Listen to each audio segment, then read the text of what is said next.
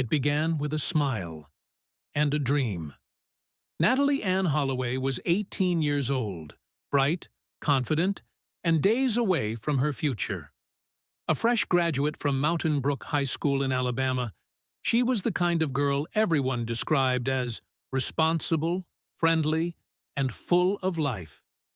She was set to attend the University of Alabama that fall on a full scholarship to study pre-med. But first, she wanted to celebrate. Like hundreds of her classmates, she was going on a senior trip, one last adventure before adulthood, to the island of Aruba. For the Holloway family, it was a proud, joyful time. Natalee's mother, Beth, watched her daughter board the plane, waving with excitement, never knowing it would be the last time she'd see her. What started as a celebration of success would soon become one of the most haunting missing person cases in American history. A story that would expose cracks in international justice, media obsession, and the human cost of unanswered questions. The air in Aruba that week was thick with music, salt, and celebration. It was the perfect Caribbean escape for the graduating class. Beaches by day, clubs by night, freedom for the first time. Natalee blended right in, smiling, carefree, surrounded by friends. But the island's nightlife had its temptations. That's where she met Joran van der Sloot, a 17-year-old Dutch honors student who lived on the island. On May 29, 2005, the last night before the flight home, Natalee was seen leaving the club with Joran and two of his friends, Deepak and Satish Kalpoi. They got into a silver Honda and drove into the night. The next morning, Natalee's bed was untouched, her suitcase still packed. She had vanished. Panic spread quickly. The chaperones called the Aruban police. The U.S. Embassy was alerted. Within hours, Natalee's mother, Beth Holloway, was on the next flight to Aruba. The search began immediately. Local authorities combed beaches, hotels, and bars. Divers scoured the coastline. But there was no trace. The island, normally tranquil and safe, was suddenly filled with suspicion and fear. Every headline, every whisper, centered on one name: Joran van der Sloot. Joran's story changed repeatedly. First, he claimed he dropped Natalee at her hotel. Then, that she wanted to stay on the beach. Finally, that she'd just disappeared. The contradictions piled up. But without evidence, the case stalled. For weeks, Aruba became a media circus. American networks set up camp. The world watched every move. The Holloway family pleaded for help. Beth Holloway appeared on national television, her voice steady but breaking. "Someone knows something.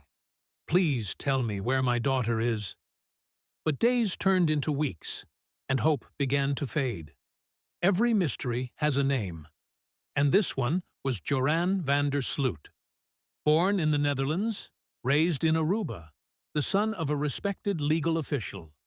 He was bright, confident, and charming, until charm gave way to something darker. He became the prime suspect. His lies twisted the investigation. His confidence infuriated police. And just when the world started to move on, he confessed, on hidden camera. But later, he recanted. It was another lie, another cruel performance. Years later, he would resurface, not with truth, but with another crime. In 2010, he murdered Stephanie Flores, a 21-year-old woman in Peru. The pattern was undeniable. Joran van der Sloot was no longer just a suspect. He was a killer. For years, silence filled the space where truth should have been. Beth Holloway never stopped searching, never stopped asking. While Joran rotted in a Peruvian prison, the Holloway family fought on through pain, false leads, and endless waiting. Then, in 2023, justice called again. The U.S. government extradited Joran to face charges of extortion and wire fraud, crimes tied to the Holloway case. Inside the courtroom, Beth Holloway waited, not for revenge, but for truth. After 18 years, Joran van der Sloot confessed. He admitted to killing Natalee Holloway. He described the night, the fight, the blow, and the ocean that took her away. Beth listened quietly. When the judge asked if she wished to speak, she stood. Her words were calm, steady, and unforgettable. You have finally confessed, and you have destroyed your own life in the process. But my daughter's soul is free. Joran van der Sloot was sentenced to 20 years in U.S. prison. After his 28-year Peruvian sentence, he would never walk free again. Beth returned to Alabama, carrying truth but no closure. She started foundations in Natalee's name, helping other families of missing persons.